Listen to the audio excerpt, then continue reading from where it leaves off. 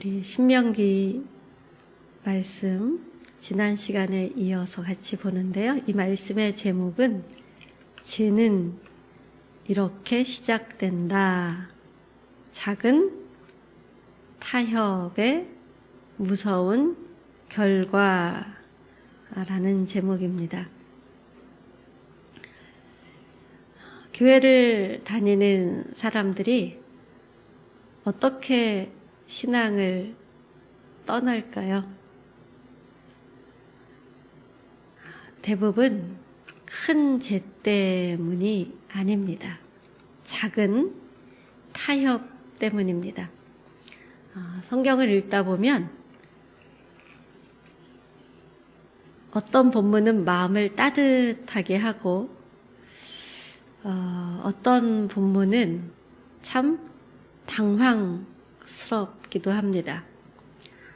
하나님은 이스라엘에게 말씀하셨습니다. 살려두지 말라. 진멸하라. 살려두지 말라. 진멸하라. 슬라이드 띄워주세요. 이 말씀은 잔혹한 파괴가 아닌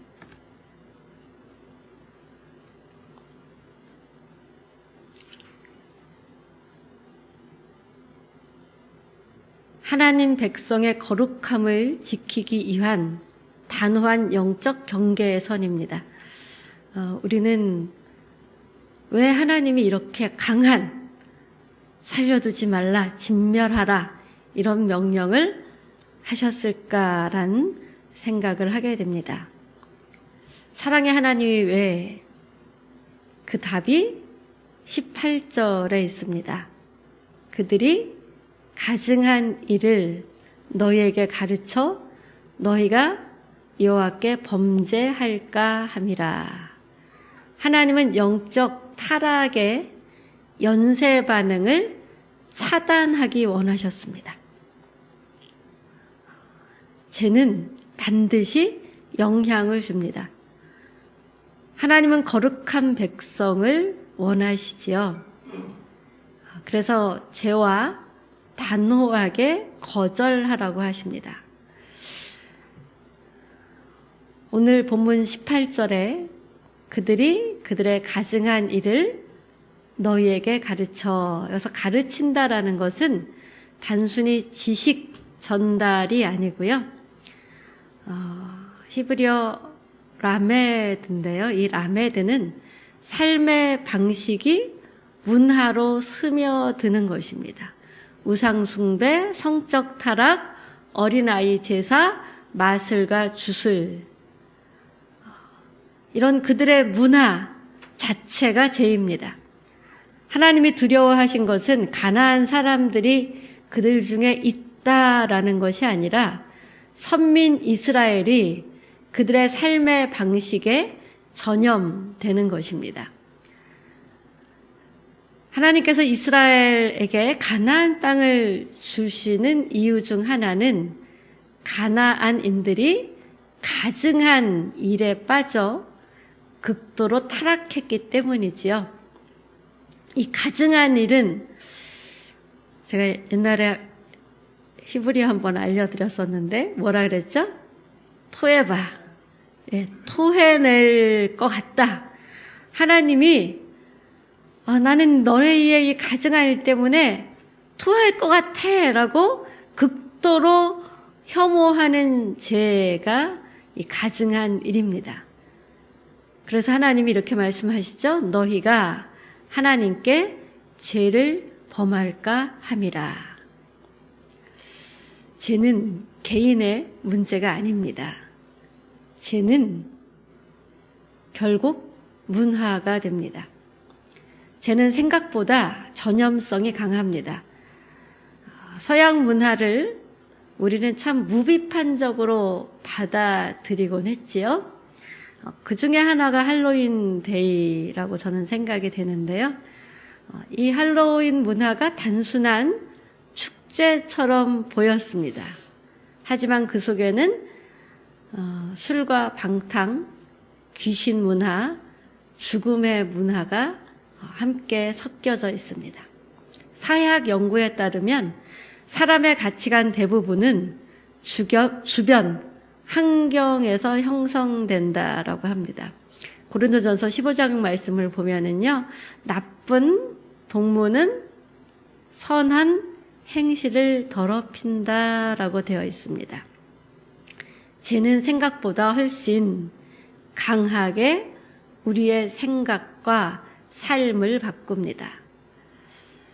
가룟 유다는 구원자 예수님의 제자로 부름을 받았습니다. 그는 예수님의 말씀을 직접 들었고 기적을 보았습니다.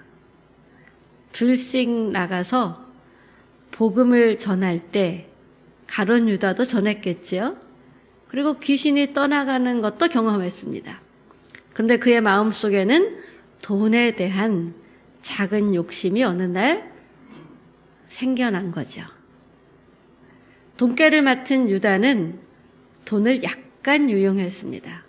처음에는 아주 작은 은밀한 타협이었습니다. 이 정도는 괜찮겠지. 내가 이 정도로 기여하고 있는데.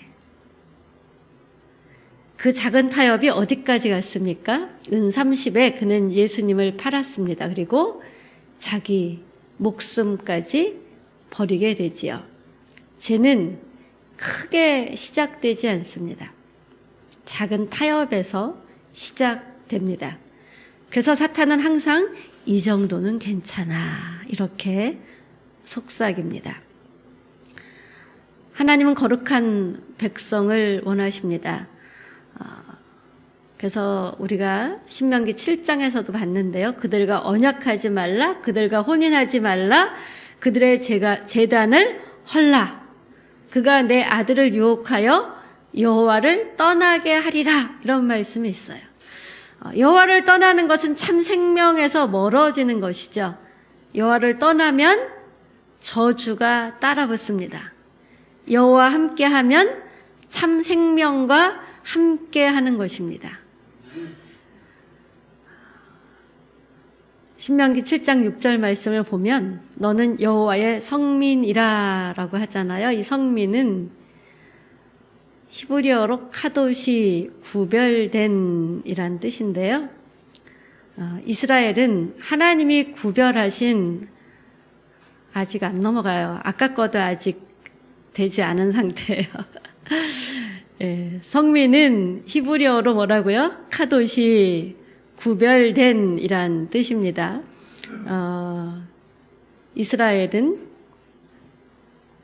하나님이 구별하신 거룩한 공동체 성민입니다. 그래서 하나님은 세상의 가증한 문화와 구별되기를 원하셨습니다. 배는 어디에 있죠? 바다 위에 있지요. 하지만 배가 바다 속에 있다면, 달리 표현하면 바다가 배 안으로 들어오면 배는 어떻게 될까요? 배는 침몰하죠. 그래서 험한 파도에 배를 안 띄우잖아요. 바다가 배 안으로 들어오다가 배가 침몰할까 봐. 그리스도인은 세상 속에 삽니다. 세상이 그리스도인 안에 들어오면 신앙은 무너집니다. 하나님은 그래서 죄와 단절을 요구하십니다. 오늘 본문 17절을 보면 진멸하라라고 하는데요. 히브리어 이 헤렘 진멸하라는 완전히 하나님께 바쳐진 것을 의미합니다. 완전히 하나님께 바쳐진 것은 인간의 영역에서 완전히 제거되는 것을 의미합니다. 죄는 조금 남겨두면 다시 자라지요. 그래서 진멸해야 합니다. 정원사가 잡초를 제거할 때 잎만 자르면 다시 자랍니다. 하지만 뿌리를 뽑으면 다시 자라지 않습니다. 죄도 같습니다.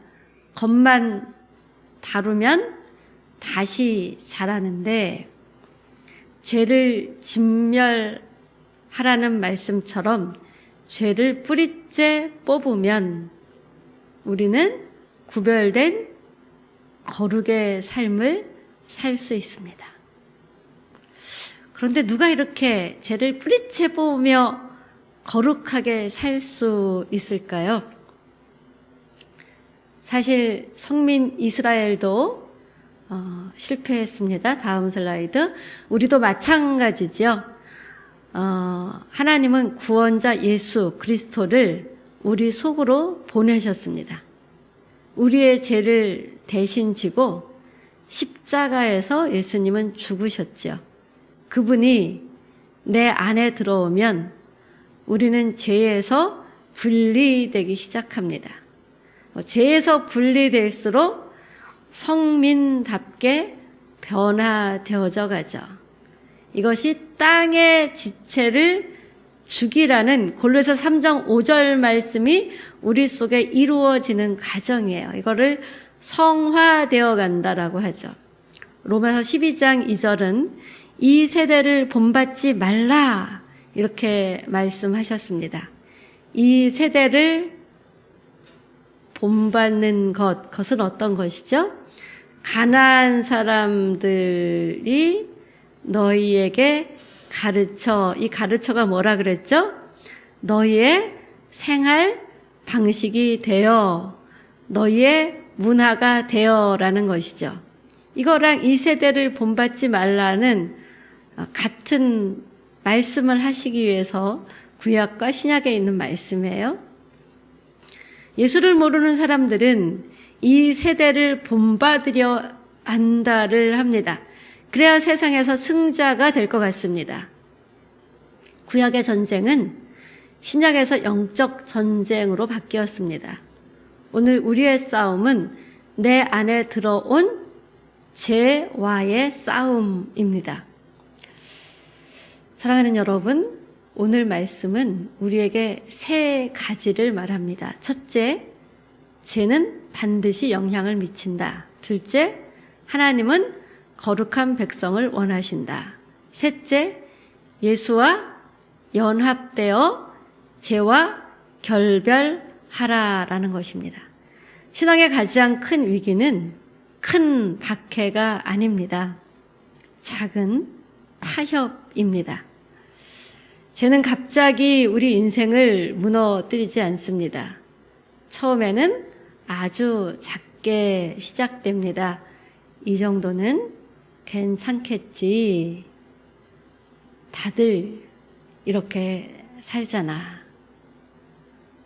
나중에 정리하면 되겠지. 그 작은 타협이 어느 날 여러분의 영혼을 무너뜨릴 수 있습니다. 하나님은 우리에게 말씀하십니다. 너는 거룩한 백성이다. 오늘 이 시간 끊어야 할 죄가 있다면 끊으십시오. 버려야 할 타협이 있다면 버리십시오. 죄에서 떠날수록 평강이 깃들 것입니다. 우리는 예수의 사랑 안에 묶인 자들입니다. 하나님 앞에 이렇게 고백합시다. 주님 편에 서겠습니다. 이전 슬라이드입니다. 주님 편에 서겠습니다. 주님, 타협했던 죄를 끊겠습니다. 주님, 죄를 분별하는 은혜를 주십시오. 하나님께서 죄를 이기는 거룩한 삶의 능력을 부어주시길 예수님의 이름으로 축복합니다.